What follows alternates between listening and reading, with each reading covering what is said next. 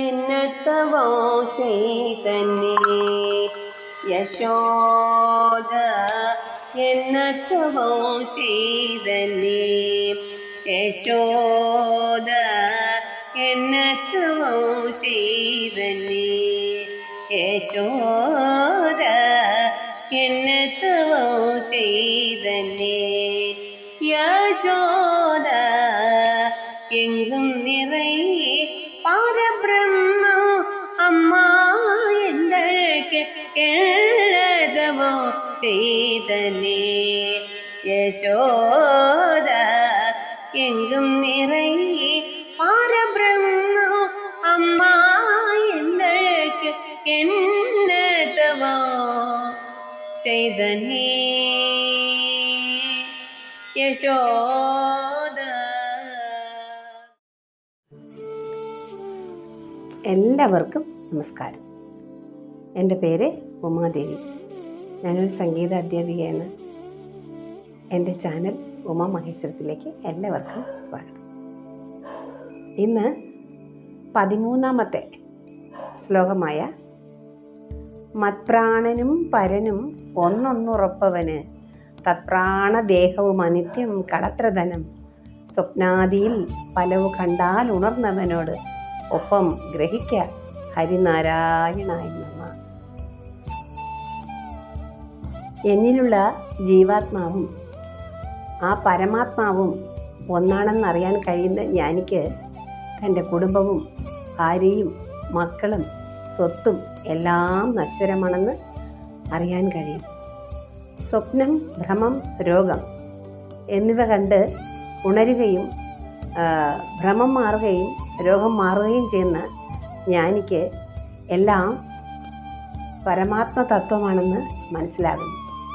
ഇതാണ് ഇതിൻ്റെ അർത്ഥം. ഇവിടെ ഈ മത്പ്രാണനും പരനും പരമാത്മാവും നമ്മളിൽ ഉള്ളിരിക്കുന്ന ചൈതന്യവും ഒന്നാണെന്ന് അറിയാൻ കഴിയുക എന്നുള്ളതാണ് ഇവിടുത്തെ ഏറ്റവും ആവശ്യകരമായ ഒരു കാര്യം. മത്പ്രാണൻ അത് നമ്മുടെ ഉള്ളിലിരിക്കുന്ന പ്രാണൻ. ആ പ്രാണൻ ആ പരബ്രഹ്മത്തിൻ്റെ യോഗമായ ദേവിയുടെ പ്രാണനാണ് നമ്മളിലിരിക്കുന്നത്. ഇവ രണ്ടും ഒരുമിച്ച് താതാത്മ്യം പ്രാപിക്കേണ്ടത് അനിവാര്യമാണ്. അപ്പോൾ ഇവ രണ്ടും ഒരുമിച്ച് താതാത്മ്യപ്പെടണമെങ്കിൽ നമ്മൾ എങ്ങനെയുള്ള രൂപത്തിലുള്ളവരായിരിക്കണം? നമ്മൾ സാധാരണ ആൾക്കാരെ പോലെ ആയാൽ നമുക്കതൊന്നും അറിയാൻ കഴിയില്ല. നമ്മൾ ആ പരമാത്മാവിൻ്റെ ചൈതന്യം നമ്മളിൽ ഇരിക്കുന്നു എന്നറിയണമെങ്കിൽ നാം എന്ത് ചെയ്യണം? നാമസങ്കീർത്തനം ചെയ്യണം. ഈ നാമസങ്കീർത്തനം ചെയ്യുമ്പോൾ നമ്മുടെ ആ ഉള്ളിലിരിക്കുന്ന ആ ചൈതന്യം ആ പരമാത്മാവുമായിട്ട് എന്താവും? യോജിക്കാൻ തുടങ്ങും. അത് ഒരു ദിവസം കൊണ്ടോ 2 ദിവസം കൊണ്ടോ 3 ദിവസം കൊണ്ടോ ഒരാഴ്ച കൊണ്ടോ ഒരു മാസങ്ങൾ കൊണ്ടോ ഒരു വർഷം കൊണ്ടോ സാധിക്കുന്നതല്ല. ക്രമേണ സാധിക്കുന്നൊരു കാര്യമാണ്. അപ്പോൾ അതിന് നമുക്ക് ആവശ്യം സാധനയാണ്. നിഷ്ഠയോടുകൂടിയുള്ള സാധനകളാണ്. ഈ സാധനയിൽ നമ്മൾ ഏർപ്പെടാൻ തുടങ്ങുമ്പോൾ നമുക്ക് എന്താവും? നമ്മൾക്ക് ഓരോ കാര്യങ്ങൾ ചെയ്യേണ്ടതായ വഴികൾ നമ്മുടെ മുമ്പിൽ തെളിഞ്ഞ് വരും. അതായത് നാമസങ്കീർത്തനം. ഇനി നമ്മൾ ഇൻട്രാക്ട് ചെയ്യണം. അതായത് നമ്മൾ ഇത്രയും നേരം അങ്ങോട്ടും ഇങ്ങോട്ടും ഇൻട്രാക്ഷൻ ഇല്ല. ഞാൻ അങ്ങോട്ട് പറയുക മാത്രമേ ഉണ്ടായിരുന്നുള്ളൂ. അപ്പോൾ നമ്മുടെ ഈ നാമസങ്കീർത്തനത്തിന് ഇത്രയും പ്രാധാന്യം എന്ന് പറയുമ്പോൾ ഈ നാമസങ്കീർത്തനം കൊണ്ട് മാത്രമാണ് നമ്മുടെ ഈ ഉള്ളിലെ ചൈതന്യത്തെ നമ്മളെ തിരിച്ചറിയാൻ കഴിയുന്നത്, അനുഭവിക്കാൻ കഴിയുന്നത്. കാരണം നമ്മൾ നാമസങ്കീർത്തനം ചെയ്യും. നാമസങ്കീർത്തനം ചെയ്യുമ്പോൾ പാടി നമ്മൾ എന്താവും? ഭഗവത് ഭക്തിയിലേക്ക് നീങ്ങും. ആ ഭഗവത് ഭക്തിയിലേക്ക് നമ്മൾ നീങ്ങുമ്പോൾ നമുക്ക് എന്താണ്? ഈശ്വര സാക്ഷാത്കാരം ഉണ്ടാകുന്നു. പക്ഷേ നമ്മളത് അറിയുന്നില്ല. എന്തുകൊണ്ടാണ്? 1 or 2 തവണ നമ്മൾ ചെയ്യുമ്പോൾ അതിൻ്റെ പാരമ്യത്തിൽ നമ്മൾ ഇടയ്ക്ക് എത്തുന്നുണ്ട്. ഇത് സ്ഥിരമാവണം. ഇത് സ്ഥിരമാകുമ്പോഴാണ് ഭഗവാൻ അനുഭൂതിയാണ്, ഭഗവാൻ വികാരമാണ് നമ്മുടെ. അതായത് നമുക്ക് ഉള്ളിൽ അനുഭവപ്പെടുന്നത്. ആ ഉള്ളിൽ അനുഭവപ്പെടുന്നു എന്ന് മനസ്സിലാകുന്നതാണ് ഒരു വ്യക്തിക്ക് ഭക്തിയിലൂടെ കിട്ടുന്ന കാര്യം മനസ്സിലാകുന്നത്. അതായത് നമ്മൾ നാമം ജപിക്കുന്നു. ഉദാഹരണത്തിന് നമുക്ക് എല്ലാവർക്കും എല്ലാ നാമങ്ങളും നന്നായി അറിയാൻ കഴിയില്ല. പക്ഷേ എല്ലാം അറിയാവുന്നവരും ഇതിലൂടൊപ്പം ഉണ്ടാവും. പക്ഷേ നമുക്ക് ഇന്നിപ്പോൾ നമ്മൾ തുടങ്ങുന്നതെന്ന് വെച്ചാൽ ഇന്ന് ഗുരുപൂർണിമയല്ലേ. അപ്പോൾ നമുക്ക് എന്തായാലും ഗുരുവിനെ കുറിച്ച് 2 ലൈൻ നിങ്ങൾക്ക് വേണ്ടി ഞാൻ കൂടെ പാടുന്നു, എൻ്റെ കൂടെ പാടുന്നു നിങ്ങൾ എന്ന് കരുതിക്കൊണ്ട് തന്നെയാണ് ഞാൻ പാടുന്നത്. അതുകൊണ്ട് നമുക്ക് ഹനുമാൻ്റെ തന്നെ ഒരു ഭക്തി അവലംബിക്കാം. കണ്ണടച്ചിട്ട് എല്ലാവരും ഇതിനോടൊപ്പം എന്നോടൊപ്പം പാടുന്നു എന്ന് ഞാൻ സങ്കല്പിച്ചുകൊണ്ട് എൻ്റെ ഈ ആധ്യാത്മിക അറിവ് എൻ്റെ ഗുരുവായ സാക്ഷാൽ മഹാവിഷ്ണുവിനോട് ഞാൻ സാദരം അടിയറവ് വെച്ചുകൊണ്ട് ഞാൻ തുടങ്ങുകയാണ്. കുട്ടികളായിട്ടുള്ളവരും എന്നെ പോലെയുള്ളവരും അല്ലെങ്കിൽ വയസ്സായിട്ടുള്ളവരും നാമം ജപിച്ച് ശീലം ആയി തുടങ്ങിയിട്ടില്ല, ഇതുവരെയും തുടങ്ങിയിട്ടില്ല, സമയം കിട്ടിയില്ല എന്ന് വിചാരിക്കുന്നവരും ഇന്ന് ഞാനിത് പറയുന്നത് നിങ്ങളെ തുടങ്ങും. ഇന്നെല്ലാവർക്കും ഗുരുപൂർണിമയാണെന്നറിയാം.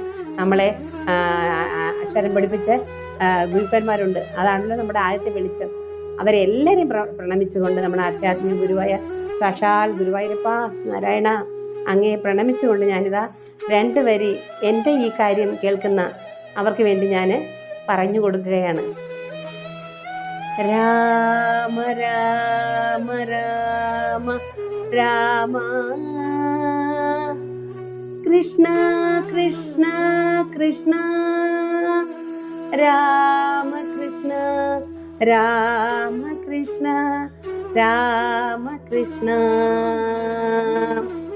രാമ കൃഷ്ണ വാസുദേവ രാമ കൃഷ്ണ വാസുദേവ രാമ കൃഷ്ണ വാസുദേവ മുകുന്ദ രാമ പാഹി മാം രാമ കൃഷ്ണ വാസുദേവ മുകുന്ദ രാമ പാഹി മാം രാമ രാമ രാമ രാമ രാമ കൃഷ്ണ പാഹി മാം രാമ കൃഷ്ണ വാസുദേവ മുകുന്ദ രാമ പാഹി മാം രാമ കൃഷ്ണ വാസുദേവ മുകുന്ദ രാമ പാഹി മാം രാമ രാമ രാമ രാമ രാമ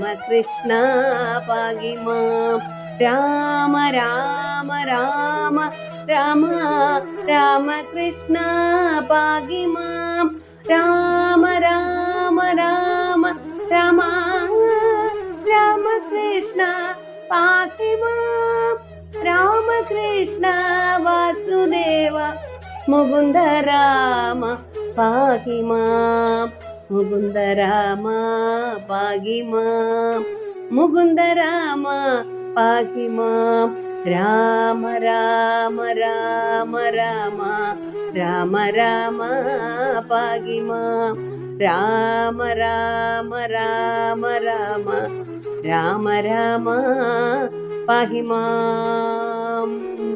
ജയ് ബോലോ രാധാറാണി കി. ഓം ഹരേ കൃഷ്ണ. സർവം രാധാകൃഷ്ണാർപ്പണമസ്തു.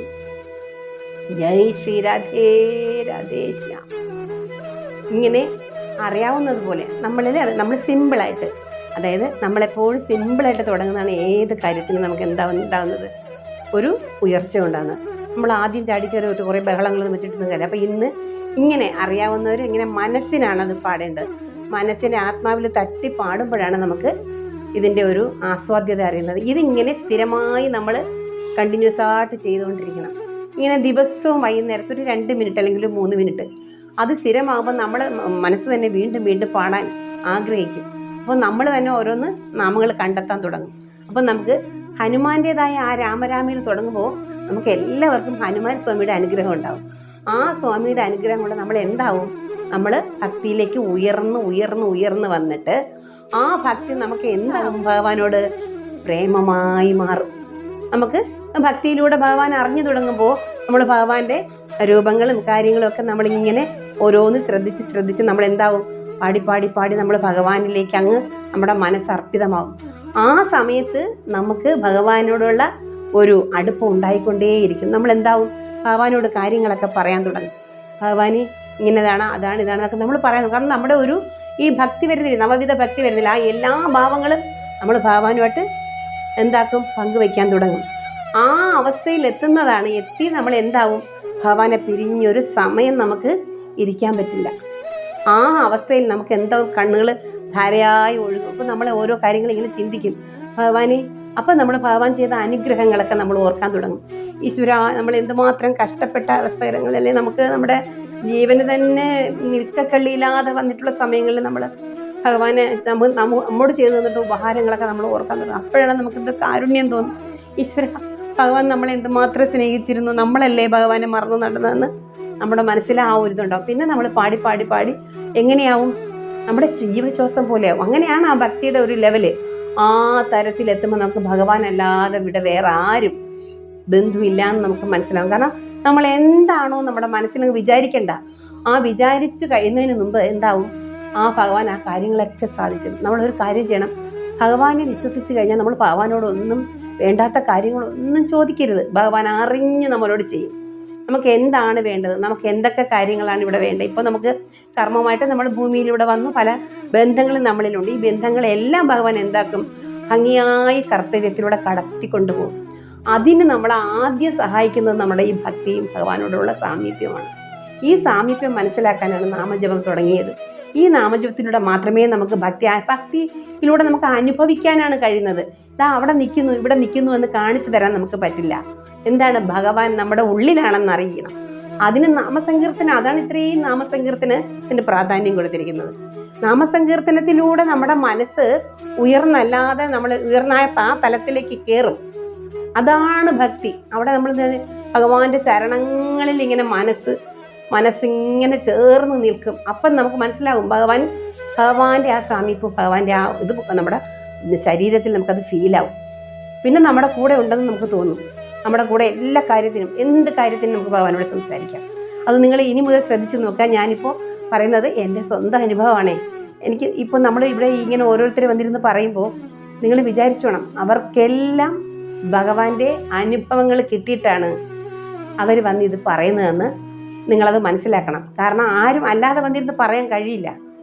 ഭഗവാനോട് നമുക്ക് അത്രയ്ക്കും ഒരു അവസ്ഥ വരുന്നു. ആ അവസ്ഥയിൽ ഭഗവാൻ നമ്മളെ നീന്തി കടലാകുന്ന സാഗരം തന്നെയാണ്. ഭവസാഗരം എന്ന് പറഞ്ഞാൽ കടുപ്പമാണ്. അത് അനുഭവിച്ചവർക്ക് മാത്രമേ അത് മനസ്സിലാകൂ. ആ സാഗരത്തിൽ നമ്മൾ നീന്തുമ്പോൾ നമ്മളെ ഭഗവാൻ പിടിച്ച് ആ വെള്ളത്തിൽ നിന്ന് കരകയറ്റും. അന്ന് നമ്മൾ മനസ്സിലാക്കും ഭഗവാൻ അല്ലാതെ നമുക്ക് ഈ ലോകത്ത് ആരും ബന്ധുവില്ല. പക്ഷെ നമ്മുടെ ജീവിതം തീർന്നു, ഇനിയില്ല, മുമ്പോട്ട് നീങ്ങാനുള്ള എല്ലാ വഴികളും നമുക്ക് അടയുകയാണ്. അടയുമ്പോൾ ഭഗവാൻ നമ്മളെ മുമ്പിൽ വരും, വന്ന് കൈ പിടിച്ച് ഉയർത്തും. നമ്മളെങ്ങനെ രക്ഷപ്പെടുന്നു, ആ അവസരങ്ങളെല്ലാം നമ്മൾ പോലും അറിയാതെ നമ്മളെ രക്ഷപ്പെടുത്തി കയറ്റും ഭഗവാൻ. അന്ന് നമ്മൾ ഭഗവാനോട് എന്താ കരയാൻ തുടങ്ങും. അന്ന് മുതൽ നമ്മൾ ഭഗവാനെ ഓർത്താലുടൻ കരയും. നമുക്ക് സ്മരണം വരുമ്പോൾ ഉടൻ സങ്കടം വരും. ഇത്രയും കരുണാനിധിയായ ഭഗവാൻ നമ്മുടെ കൂടെ ഉണ്ടായിരുന്നല്ലോ. പക്ഷെ നമ്മളതൊക്കെ മുൻ ചെയ്ത സുഹൃത്തുക്കളാവാം. താങ്ങാനാവാത്ത ജീവിത ക്ലേശങ്ങളിൽ ഭഗവാൻ നമ്മളെ വന്ന് കൈ പിടിച്ച് കയറ്റും. അത് അനുഭവിച്ചവർക്ക് മാത്രമേ ആ ഭഗവാന്റെ സാമീപ്യത്തെക്കുറിച്ച് ഇങ്ങനെ പറഞ്ഞുകൊണ്ടിരിക്കാൻ പറ്റുള്ളൂ. കാരണം നമ്മളത് അനുഭവിച്ചു. ആ ഒരു അവസ്ഥ, ആ ഫീലാണല്ലോ നമ്മൾ ഭഗവാൻ എന്ന് പറയുന്നത്. നമ്മുടെ ഉള്ളിൽ നമ്മൾ സങ്കടപ്പെട്ട് നമ്മളെ കൊണ്ട് കഴിയാതെ നിൽക്കുമ്പോൾ ഇനി രക്ഷയില്ല, ഇനി വേറെ ഒരു രക്ഷയും ഇല്ല എന്ന് നമ്മുടെ സഹോദരങ്ങളോ നമ്മുടെ കൂടപ്പിറപ്പുകളോ നമ്മുടെ മറ്റാർക്കുമോ നമ്മളെ സഹായിക്കാൻ കഴിയില്ല. നമ്മൾക്ക് ഈ കർമ്മം തന്ന ആ ഭഗവാൻ തന്നെ നമ്മൾ ഭഗവാനെ സ്മരിച്ച് നമ്മൾ ഭഗവാനിൽ അർപ്പിക്കുമ്പോൾ നമ്മുടെ അടുത്ത് വരും. ഇത് അനുഭവമാണ്. അതുകൊണ്ട് ആണ് ഞാൻ ഇത്രയും സംസാരിക്കുന്നത്. നമുക്ക് ഒരു കാര്യവും കാണാതെ പഠിച്ചിട്ടോ അല്ലെങ്കിൽ എന്തെങ്കിലും നോക്കിയിട്ടോ ഒക്കെ പറയാൻ കഴിയില്ല. നമ്മുടെ സ്വന്തം അതായത് ഈ നമ്മുടെ ഹൃദയത്തിൽ വസിക്കുന്ന ആ ചൈതന്യത്തിൽ വരുന്ന മാറ്റം കൊണ്ടാണ് നമ്മളിവിടെ വന്നിരുന്ന് സംസാരിക്കുന്നത്. അതുകൊണ്ട് എല്ലാവരും ഇത് മനസ്സിലാക്കണമെങ്കിൽ എന്താവണം, നമുക്ക് ജീവിത ദുഃഖങ്ങൾ ഇനിയും വരും. ഇഷ്ടംപോലെ ജീവിത ദുഃഖങ്ങൾ മുമ്പിൽ നടക്കുകയാണ്. വണ്ടി 4 വീലുള്ള വണ്ടി മുമ്പോട്ട് വരുന്നത് പോലെയാണ് നമുക്ക് കിടക്കുന്ന ജീവിത ക്ലേശങ്ങളൊക്കെ. അതൊക്കെ ഒന്ന് കെട്ടടങ്ങുമ്പോൾ മറ്റൊന്ന് വരും. അപ്പോൾ നമ്മൾ ഇതിലായി കഴിയുമ്പോൾ നമുക്കുണ്ടാകുന്നത് എന്താണെന്നറിയോ, സംതൃപ്തി. കാരണം കഷ്ടം വന്നു, നമ്മളത് അനുഭവിച്ചു, അത് നമ്മൾ രക്ഷപ്പെട്ടു കയറി. നമുക്ക് കൂടെ മരിക്കാനോ അല്ലെങ്കിൽ സതി അനുഷ്ഠിക്കാനോ ഒന്നും നമുക്ക് കഴിയില്ല. കാരണം നമ്മുടെ പ്രാരാബ്ദങ്ങൾ വേറെ ഉണ്ടാവും. ആ പ്രാരാബ്ദങ്ങൾ ചിന്തിക്കുമ്പോൾ നമുക്ക് മുമ്പോട്ട് തന്നെ പോകണം എന്നൊരു ശക്തി ഭഗവാൻ തരും. അതൊക്കെയാണ് നമ്മളെ ഉടനെ ഓർമ്മിപ്പിക്കുന്നത്. നിന്റെ കർമ്മം തീർന്നിട്ടില്ല, ഇതിൽ തീരാൻ പോകുന്നതല്ല, നിനക്ക് ഇനിയുണ്ട്, എണീക്കൂ, ഉണരൂ, ഉത്തിഷ്ഠത ജാഗ്രത എന്ന് നമ്മുടെ സ്വാമി വിവേകാനന്ദൻ പറഞ്ഞതുപോലെ ഒന്നിലും നമ്മൾ വീഴരുത്, എണീക്കണം, ഉത്തിഷ്ഠത ജാഗ്രത ഇനിയും ഉണ്ട്, അടുത്ത വരും. ആ ഒരു മനസ്സോടുകൂടി നമ്മൾ ജീവിതത്തെ കൈകാര്യം ചെയ്യാനാണ് നമുക്ക് ഭക്തിയും ഭഗവാനെ ആവശ്യം. ഈ തന്നിരിക്കുന്ന കർമ്മമണ്ഡലം നമുക്ക് കടന്നു പോകണ്ടേ? അപ്പോൾ നമ്മൾ ഭഗവാനിൽ നമ്മൾ മനസ്സർപ്പിച്ച് കഴിയുമ്പോൾ നമുക്ക് നമ്മുടെ സർവ്വ കർമ്മങ്ങളും എന്താവും? പിന്നെ ഭഗവാനാണ് നമ്മെ നോക്കുന്നത്, നമ്മളല്ല. നമ്മൾ ഇത്രയും കാലം വിചാരിച്ചത് നമ്മളാണ് എല്ലാം ചെയ്യുന്നതെന്നല്ല. ഒരു പുൽക്കൊടി പോലും ഇവിടെ അനങ്ങുന്നുണ്ടെങ്കിൽ അത് ആ സാക്ഷാൽ പരബ്രഹ്മത്തിൽ അറിയാതെ ഒന്നും നടക്കില്ല. ആ മായാഭഗവതി ചമയ്ക്കുന്ന മായയിൽ നമ്മൾ പെടുന്നു. നമ്മുടെ കർമ്മബന്ധങ്ങളിലാണ് നമ്മൾ അതിൽ പെട്ടുപോകുന്നത്. ആ വാസനയ്ക്കനുസരിച്ച് വരുന്നു, വീണ്ടും വീണ്ടും നമ്മളതിൽ കയറും. പക്ഷേ എന്നാണോ നമ്മളിരിക്കുന്ന ചൈതന്യം, ആ യോഗമായ അമ്മയുടെ ചൈതന്യം എന്ന് നമ്മൾ മനസ്സിലാക്കി അത് പരബ്രഹ്മമായിട്ട് ബന്ധമുള്ളതാണെന്ന് നമ്മൾ എന്ന് മനസ്സിലാക്കുന്നു, അന്ന് നമുക്ക് സംതൃപ്തി ഉണ്ടാകുകയാണ്. അങ്ങനെ സംതൃപ്തിയുള്ളവരാരോ, ആർക്കൊക്കെ സമാധാനമുണ്ടോ അവർക്കെല്ലാം ആ ഈശ്വരൻ എന്ന ഫീൽ ഉണ്ടായിരിക്കുന്നു എന്നാണ് നമ്മൾ മനസ്സിലാക്കേണ്ടത്. അതാണ് ഫീല്. അപ്പോൾ നമ്മളെന്താവും? ഭഗവാനെ കാണാൻ ആഗ്രഹിച്ച് നമ്മൾ വിഷമിക്കുകയും നമുക്ക് ഇത്രയൊക്കെ ചെയ്ത ഭഗവാനെ ഒന്ന് കണ്ടെങ്കിൽ ഒരു അവസരം കിട്ടിയിരുന്നെങ്കിൽ എന്ന് പറയും, നമ്മൾ കരയും.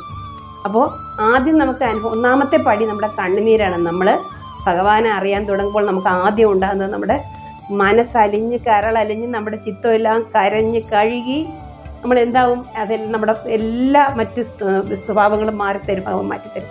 പിന്നെ ഒരൊറ്റ ചിന്തയുണ്ടാവുള്ളൂ, ഭഗവാനെ എനിക്ക് കിട്ടിയ ജന്മം എങ്ങനെയെങ്കിലും ഭൂമിയിൽ കഷ്ടപ്പെടുത്താതെ എൻ്റെ ജന്മം സഫലമാക്കണേ എന്ന് മാത്രമേ ഒരാത്മാവിന് അവസാനം പറയാൻ ആഗ്രഹം ഉണ്ടാവുള്ളൂ. അപ്പോൾ അതിനു വേണ്ടി നമ്മൾ എന്താകണം? നമ്മൾ തുടങ്ങാത്തവർ, അല്ലെങ്കിൽ ഭക്തി എന്ന് പറഞ്ഞാൽ പോരല്ലോ, നമ്മളത് ചെയ്തു തുടങ്ങണം. എല്ലാവരും ചെയ്തു തുടങ്ങുന്നത്. എൻ്റെ ഇത് കേൾക്കുന്ന ആരൊക്കെ ഉണ്ടോ, ആരെല്ലാമാണോ അറിയുന്നവരും അറിയാത്തവരും ചെയ്തുകൊണ്ടിരിക്കുന്നവരും ചെയ്യാൻ തുടങ്ങാത്തവരും പല കാരണങ്ങൾ പറഞ്ഞിരിക്കുന്നു. പക്ഷേ നമ്മുടെ ഈ ജീവിത പാരാവാരം നമ്മൾ കൊണ്ടുപോകണമെങ്കിൽ നമുക്ക് ഭഗവാന്റെ കഴിവില്ലാതെ, ഭഗവാന്റെ അനുഗ്രഹമില്ലാതെ പറ്റില്ല എന്ന് മനസ്സിലാക്കണം. നമ്മൾ എന്ത് ചെയ്യണം? നമ്മുടെ ഏത് നെട്ടോട്ടത്തിനിടയിലും തൻ്റെ ആത്മാവിനെക്കുറിച്ചും തൻ്റെ ജീവനെക്കുറിച്ചും ചിന്തിക്കണം. എല്ലാവരും അവനവൻ്റെ ആത്മചൈതന്യത്തെ ഓർക്കാനും അതിനെ പരിപോഷിപ്പിക്കാനും അതിലൂടെ മറ്റുള്ളവർക്കും എന്തെങ്കിലും അനുഭവങ്ങളും വേദനകളൊക്കെ ഉണ്ടെങ്കിൽ അവർക്കും അത് പറഞ്ഞു കൊടുക്കാൻ ആ വഴിക്ക് അവർ നീങ്ങുമ്പോൾ അവർക്കുണ്ടാകുന്ന ആ അനുഭവങ്ങൾ നിങ്ങളെല്ലാവരും എന്നെ അറിയിക്കണം. അവരവർക്കുണ്ടാകുന്ന അനുഭവങ്ങൾ നിങ്ങൾ എന്നെ അറിയിക്കണം, കമൻറ്റിലൂടെ അറിയിക്കണം. ഇത് നിങ്ങൾ ചെയ്തു നോക്കൂ. ഒരു 21 ദിവസം നിങ്ങൾ തുടർച്ചയായിട്ട് ചെയ്തു തുടങ്ങാത്തവർ ചെയ്തു തുടങ്ങും. നിങ്ങൾ ഈ ഓടുന്ന ഓട്ടമൊന്നും ഓടേണ്ടി വരില്ല ലൈഫിൽ. അതെല്ലാം ഭഗവാൻ അങ്ങ് നടത്തും. അപ്പം നമ്മൾ ഭക്തിയെക്കുറിച്ച് പറയുമ്പോൾ നമ്മൾ പറഞ്ഞില്ലേ, അപ്പോൾ അത് കഴിഞ്ഞിട്ട് ഇനി ഭക്തി ഒന്നേ ഉള്ളെങ്കിലും ഭാവങ്ങളുണ്ട്. ഭക്തിയിൽ സ്നേഹം, എല്ലാവരെയും സ്നേഹിക്കാൻ, ഒരു കള്ളത്തരവും കൂടാതെ സ്നേഹിക്കാനുള്ള മനസ്സാദ്യം നമുക്ക് തരും. നമ്മൾ ഈശ്വര സാക്ഷാത്കാരം നമുക്ക് കിട്ടിക്കഴിഞ്ഞാൽ ഉണ്ടാകുന്ന ഗുണമെന്ന് പറയല്ലേ, നമുക്ക് പിന്നെ ശത്രുക്കളില്ല. ആർക്കെങ്കിലും എന്തെങ്കിലും വന്നായോ ഭഗവാനെ നമ്മൾ അനുഭവിച്ച വേദന നമുക്ക് തോന്നും. നമുക്ക് എന്തെങ്കിലും ചെയ്യാൻ പറ്റുമോ എങ്കിൽ അത് ചെയ്യാം. ഇങ്ങനെയുള്ള നല്ല നല്ല ഗുണങ്ങൾ നമുക്കുണ്ട്. അതെന്തുകൊണ്ടാണ്?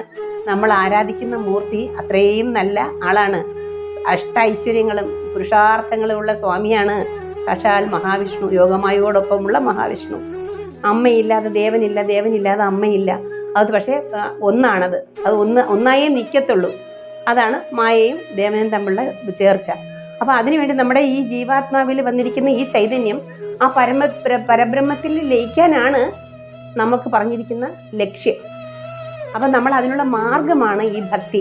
അത് നമുക്ക് പറഞ്ഞു തരാനാണ് സാക്ഷാൽ ശ്രീമദ് ഭാഗവതവും ഭഗവത്ഗീതയും പിന്നെ നാരായണീയവും അതെല്ലാം, പൂന്താനത്തിൻ്റെ ജ്ഞാനപ്പാന, ഇങ്ങനെ എഴുത്തച്ഛൻ്റെ ഹരിനാമകീർത്തനം, ഇങ്ങനെ ഒരുപാട് കാര്യങ്ങൾ നമുക്ക് ഇങ്ങനെയുള്ള കാര്യങ്ങളിലേക്ക് നമ്മുടെ മനസ്സ് വയ്ക്കാനാണ്.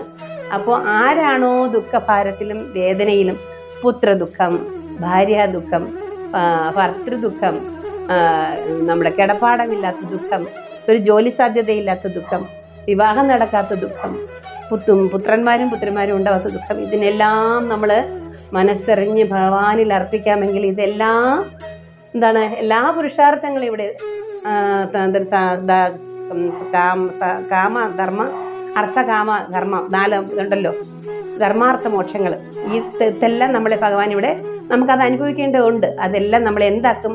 നല്ല സ്മൂത്താക്കി നമ്മളെ അതിലൂടെ കടത്തി നമ്മൾക്ക് ഈ ജന്മം നമുക്ക് മോക്ഷം തരാനുള്ള വഴി നമ്മളെ ഭഗവാനായി തന്നെ നമ്മളെ പഠിപ്പിക്കും. അതുകൊണ്ട് എല്ലാവരും ഈ ഭക്തിയാണ് ഇതിൽ ഏറ്റവും പറയാനുള്ളത്, അല്ല വേറൊന്നും പറയാനില്ല. നന്നായി ഭഗവാനെ ഭക്തിയോടുകൂടി മനസ്സറിഞ്ഞ് ആരൊക്കെയാണോ ഭഗവാനെ വിളിക്കുന്നത് ആ ഭഗവാൻ ഡയറക്റ്റ് വരും. എങ്ങനെ? ഫീലാണ്, അത് ഊർജ്ജമാണ്, അത് അനുഭവപ്പെടും, നമ്മളോട് സംസാരിക്കും, നമുക്ക് എന്ത് കാര്യവും പറയാം, നമ്മുടെ എല്ലാ കാര്യങ്ങളും ആ ഭഗവാൻ നമ്മളെ നോക്കി നടത്തും. അപ്പോഴാണ് നമുക്ക് മനസ്സിലാകുന്നത് നമ്മളല്ല ഇതൊന്നും ചെയ്യുന്നതെന്ന്. അതിനൊരവസരം ഉണ്ടാവണമെങ്കിൽ നമ്മൾ ഭഗവാനുമായിട്ട് നാമസങ്കീർത്തനത്തിൽ അലയുക, നാമം സങ്കീർത്തനം ബ്രഹ്മത്തിൽ ലയിപ്പിക്കുക. അതിന് സംഗീത ത്രിമൂർത്തികളൊക്കെ ഇവിടെ ഒരുപാട് കാര്യങ്ങൾ, അവരൊക്കെ വെച്ചാൽ സംഗീതം വേദമല്ലേ, സാമവേദമാണ്. നമ്മളെപ്പോലുള്ളവർക്ക് എല്ലാവർക്കും അഭ്യസിക്കാനാണ് മഹാദേവൻ നമുക്ക് സാമവേദം നൽകിയിരിക്കുന്നത്. സാമവേദ സംഗീതമാണ്, എല്ലാ കലകളും അതിലുള്ളതാണ്. വേദങ്ങളെന്ന് പറയുമ്പോൾ ഋഗ്വേദം, മറ്റുള്ള ആ വേദങ്ങളൊക്കെ നമുക്ക് പണ്ട് നിഷിദ്ധമായിരുന്നല്ലോ പഠിക്കാൻ, ബ്രാഹ്മണർക്ക് മാത്രമാണ് വേദം. പക്ഷേ ഇപ്പോൾ അങ്ങനെയല്ല, നമുക്ക് എല്ലാവർക്കും വേണ്ടി ഉള്ളതാണ് സാമവേദം. സാമവേദ സംഗീതമാണ്. സംഗീതത്തിലൂടെ നമുക്ക് ഒരുപാട് ആചാര്യന്മാർ വന്നിട്ടുണ്ട്. അവരെല്ലാം എന്തൊക്കെയാണ് നമ്മുടെ ഈ മനുഷ്യ തത്വം, ഷടാധാര ചക്രങ്ങൾ, പരബ്രഹ്മത്തിൽ നമ്മുടെ ഷടാധാര ചക്രങ്ങളിലൂടെ കുണ്ടലിനി ശക്തി ഉയർന്ന് പരബ്രഹ്മത്തിൽ ബ്രഹ്മരന്ധത്തിലൂടെ കയറുന്നതിനെ കുറിച്ചൊക്കെ സർവ്വ കാര്യങ്ങളും അവർ നമുക്ക് അന്തരാചാര്യന്മാരായിട്ട് അവരനുഭവിച്ച് അറിഞ്ഞ്, അവർ തപസ്യ പോലെ സംഗീതം അഭ്യസിച്ച് അവരതിലൂടെ അവരുടെ കഴിവുകൾ കൂടുതൽ ഉപയോഗിച്ച് ഭഗവാനെ, സംഗീതം എന്ന് പറയുന്ന സംഗീത ഈശ്വരനാണല്ലോ, നാദം ബ്രഹ്മത്തിൽ ലയിക്കുക എന്ന് പറയുന്നതാണ് ഇവിടുത്തെ ഏറ്റവും വലിയ. അതാണ് പറഞ്ഞത് ജപകോടി, ധ്യാനകോടി, ലയം. അപ്പോൾ ആ ലയം എന്ന് പറയുന്നത് സംഗീതത്തിലൂടെയാണ്. സംഗീതം ഉണ്ടാവണമെങ്കിൽ തന്നെ എന്താണ്, ഈ പറഞ്ഞ പോലെ സുഹൃതം ഉണ്ടാവണം. അപ്പോൾ അതൊക്കെ നമുക്കിത് കിട്ടുന്ന എന്താണ്, സംഗീതം കിട്ടുന്ന എല്ലാവരും അതെന്ത് ചെയ്യണം, അതിനെ എങ്ങനെയെങ്കിലും പോഷിപ്പിച്ച് അതിനെ എത്രത്തോളം നമ്മളെ കൊണ്ട് അത് ഉയർത്താൻ കഴിയും. അപ്പോൾ നമ്മൾ പരമകോടിയിൽ എത്തുകയാണ്. ആ സംഗീതം മാത്രം മതി നമുക്ക് ഷോർട്ട് കട്ട് വഴി നമുക്ക് മോക്ഷം നേടാൻ. അപ്പോൾ സംഗീതം അറിയാവുന്നവരാരും പാടിക്കളയരുത്. അവരെപ്പോഴും ഭഗവാന്റെ കാര്യങ്ങളും കീർത്തനങ്ങളും ഒക്കെ പാടി നടക്കുക. പാടി നമുക്ക് നിത്യം പാടുന്ന ആ സംഗീത സേവനത്തിലൂടെ, സംഗീത സേവയിലൂടെ, തപസ്യയിലൂടെ തന്നെ നമുക്ക് എന്താവാൻ പറ്റും, ഭഗവാനിലെത്താൻ. ഭഗവാനെ സ്മരിക്കുന്നത്, ഭഗവാൻ നമ്മളെ രക്ഷിച്ച കാര്യങ്ങൾ നമുക്ക് ആ ഓർമ്മ, ഈശ്വര സാക്ഷാത്കാരത്തിലൂടെ അത് മനസ്സിലാകുന്നത്. നമുക്ക് നമ്മുടെ ഉള്ളിലിരുന്ന് നമ്മളെ ഇങ്ങനെ ചെയ്തു, നമ്മളത് ഗൗനിച്ചില്ല, നമ്മളത് അറിഞ്ഞില്ല. പക്ഷെ അറിഞ്ഞു കഴിഞ്ഞപ്പോൾ നമുക്ക് എന്താണ് ഉണ്ടാകുന്നത്, കാരുണ്യം. ഭഗവാനോട് ഭയങ്കര കാരുണ്യമാണ്. നമുക്കത് പറയുമ്പോൾ നമുക്കതങ്ങ് സങ്കടം വരും. കാരണം എന്താണ്, നമ്മളെ ഭഗവാൻ രക്ഷിച്ചത് നമുക്കൊരിക്കലും മറക്കാൻ കഴിയില്ല. അതുകൊണ്ട് എല്ലാവർക്കും, ആർക്കൊക്കെ എന്തൊക്കെ പ്രശ്നങ്ങൾ വന്നാലും നമ്മുടെ സാക്ഷാൽ ഗുരുവായൂരപ്പൻ നാരായണൻ നമ്മളെ എല്ലാവരെയും ഒരുപോലെ നിലനിർത്തി സമാധാനത്തോടെ നമ്മുടെ ജീവിത ലക്ഷ്യത്തിൽ നമ്മളെ കൊണ്ടെത്തിക്കാൻ അനുഗ്രഹിക്കണേ എന്ന് പ്രാർത്ഥിച്ചുകൊണ്ട് ഞാൻ നിർത്തുന്നു. സർവ കൃഷ്ണാർപ്പണമസ്തു. ജയ് ശ്രീ രാധേ രാധേ.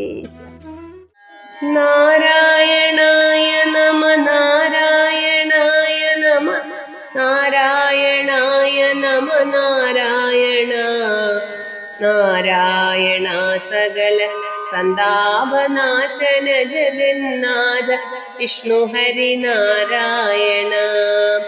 മത്പ്രാണനും പരനും ഒന്നൊന്നു പ്രപ്പവനു തത്രാണ ദേഹവുമനിത്യം കളത്രധനം സ്വപ്നാദിയിൽ പലവു കണ്ടാലുണർന്നവനോടൊപ്പം ഗ്രഹിക്കഹരി നാരായണ. നാരായണായ നമ നാരായണായ നമ നാരായണായ നമ നാരായണ നാരായണ സകല സന്താപനാശന ജഗന്നാഥ വിഷ്ണു ഹരി നാരായണ.